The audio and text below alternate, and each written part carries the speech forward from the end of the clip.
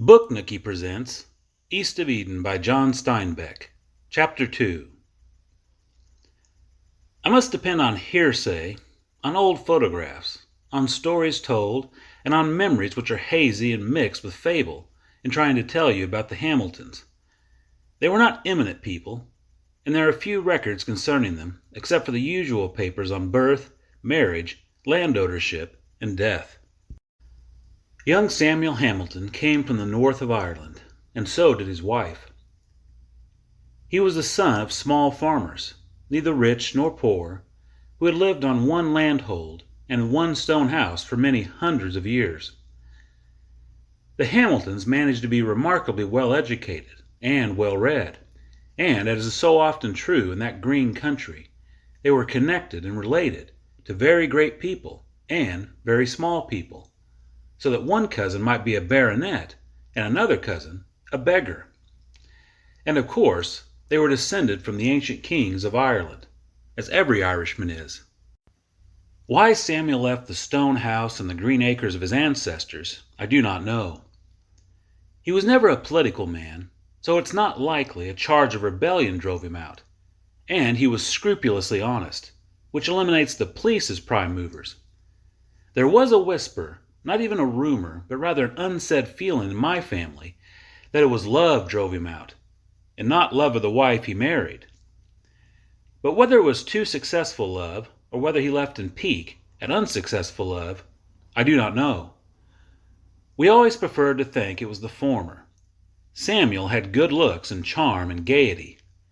It is hard to imagine that any country Irish girl refused him. He came to the Salinas Valley full-blown and hearty, full of inventions and energy. His eyes were very blue, and when he was tired, one of them wandered outward a little. He was a big man, but delicate in a way. In the dusty business of ranching, he seemed always immaculate. His hands were clever. He was a good blacksmith and carpenter and woodcarver, and he could improvise anything with bits of wood and metal. He was forever inventing a new way of doing an old thing, and doing it better and quicker. But he never in his whole life had any talent for making money.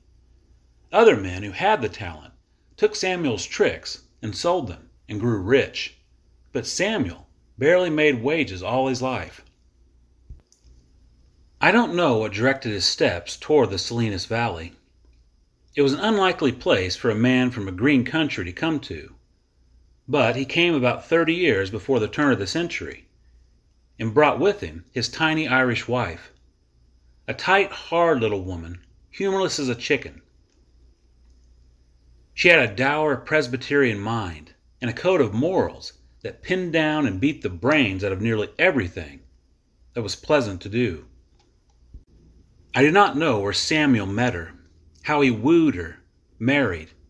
I think there must have been some other girl printed somewhere in his heart, for he was a man of love, and his wife was not a woman to show her feelings. And in spite of this, in all the years from his youth to his death in the Salinas Valley, there was no hint that Samuel ever went to any other woman. When Samuel and Liza came to the Salinas Valley, all the level land was taken. The rich bottoms, the little fertile creases in the hills, the forests. But there was still marginal land to be homesteaded, and in the barren hills, to the east of what is now King City, Samuel Hamilton homesteaded. He followed the usual practice. He took a quarter section for himself and a quarter section for his wife, and since she was pregnant, he took a quarter section for the child. Over the years, 9 children were born. 4 boys and 5 girls, and with each birth, another quarter section was added to the ranch, and that makes 11 quarter sections, or 1,760 acres.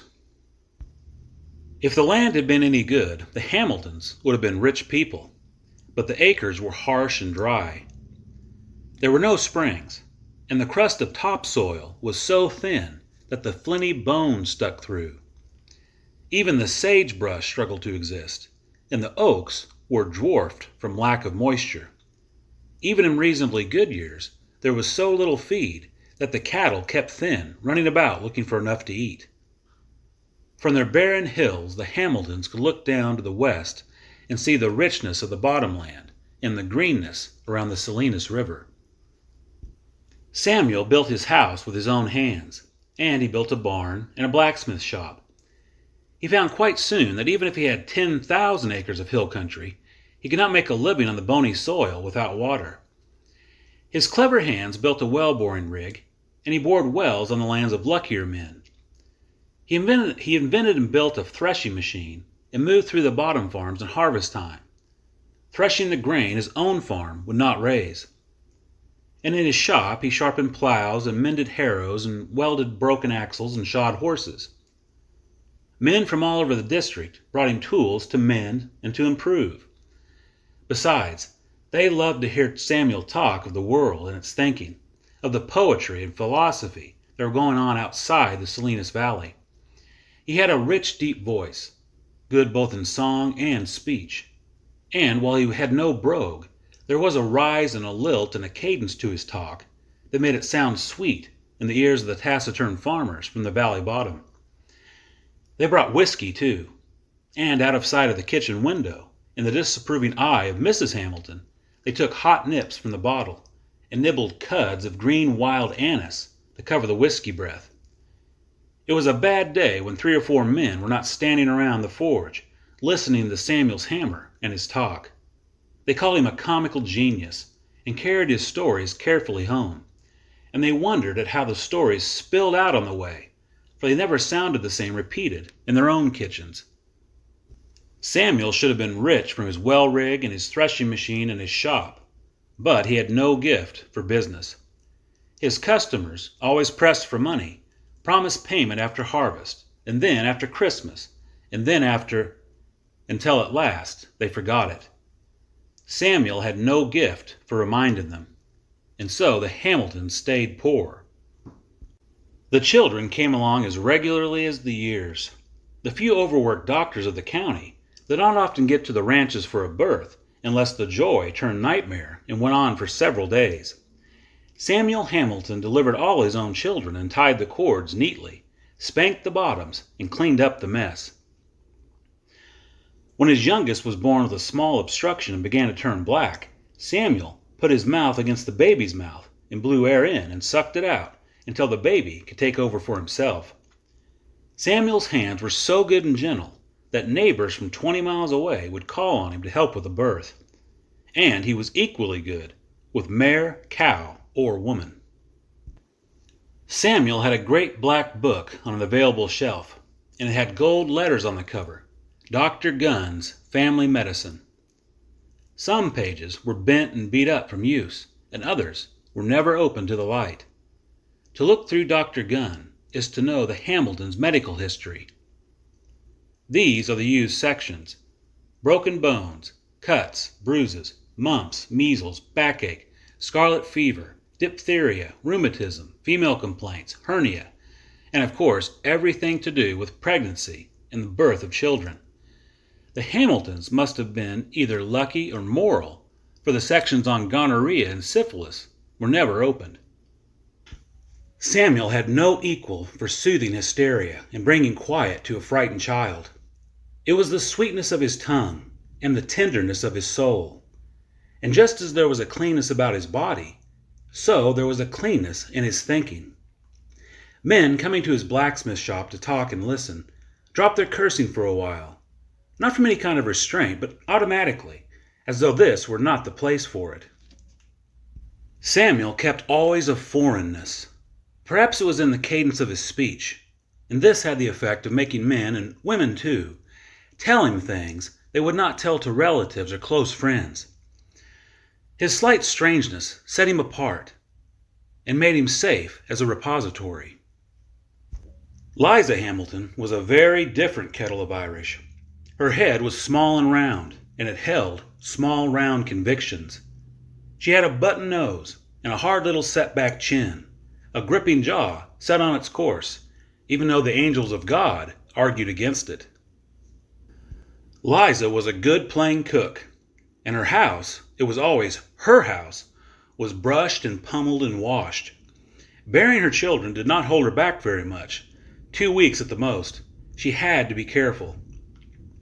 She must have had a pelvic arch of whalebone, for she had big children, one after the other. Liza had a finely developed sense of sin. Idleness was a sin, and card playing, which was a kind of idleness to her. She was suspicious of fun, whether it involved dancing or singing or even laughter. She felt that people having a good time were wide open to the devil. And this was a shame, for Samuel was a laughing man. But I guess Samuel was wide open to the devil. His wife protected him whenever she could.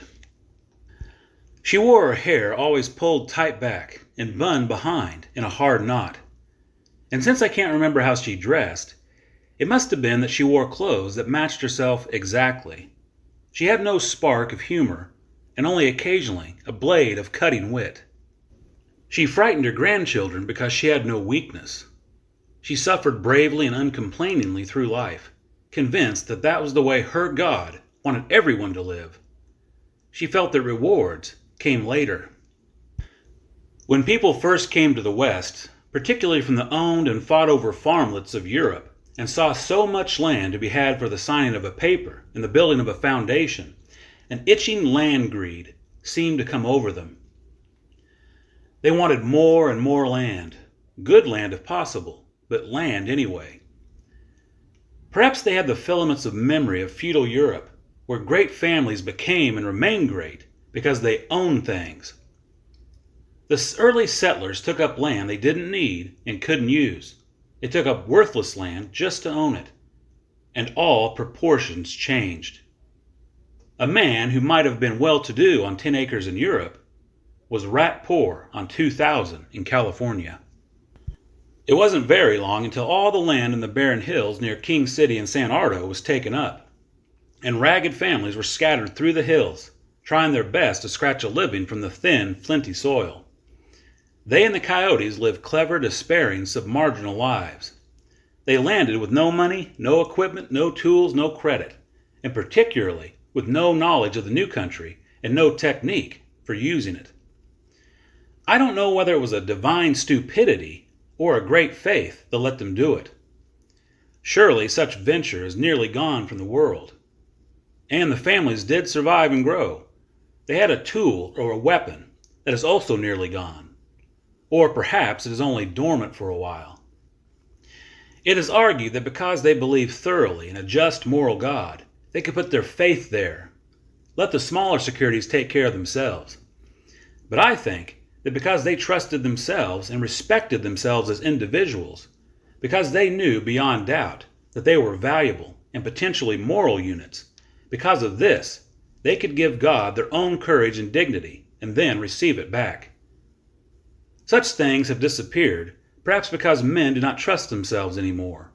And when that happens, there is nothing left except perhaps to find some strong, sure man, even though he may be wrong, and to dangle from his coattails. While many people came to the Salinas Valley penniless, there were others who, having sold out somewhere else, arrived with money to start a new life.